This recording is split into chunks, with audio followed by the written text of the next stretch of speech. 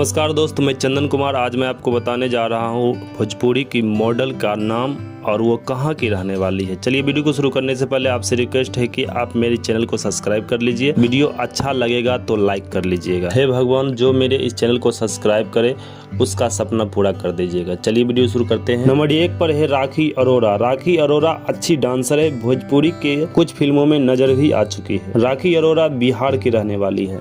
Number 2 पर है भावना सिंह। भावना सिंह भोजपुरी की बड़े से बड़े सिंगर के साथ हिट से हिट्स गाने दे चुकी है। भावना सिंह उत्तर प्रदेश की रहने वाली है। नंबर 3 पर है नेहा ओझा। नेहा ओझा भोजपुरी की सफल डांसर है। यह कई प्रसिद्ध कलाकार के साथ काम कर चुकी है। नेहा ओझा बंगाल की रहने वाली है। नंबर 4 पर है सुहाना क्वीन। सुहाना क्वीन भोजपुरी की चॉकलेटी फेस वाली हीरोइन है। यह बहुत ही मासूम डांसर है, बहुत ही मासूम मॉडल है। सुहाना क्वीन गोरखपुर उत्तर प्रदेश की रहने वाली है। नंबर 5 पर आती है रानी। रानी को बच्चा बच्चा जानता है क्योंकि वह छोटे से छोटे कलाकार के साथ काम किया है। बहुत ही फेमस मॉडल है।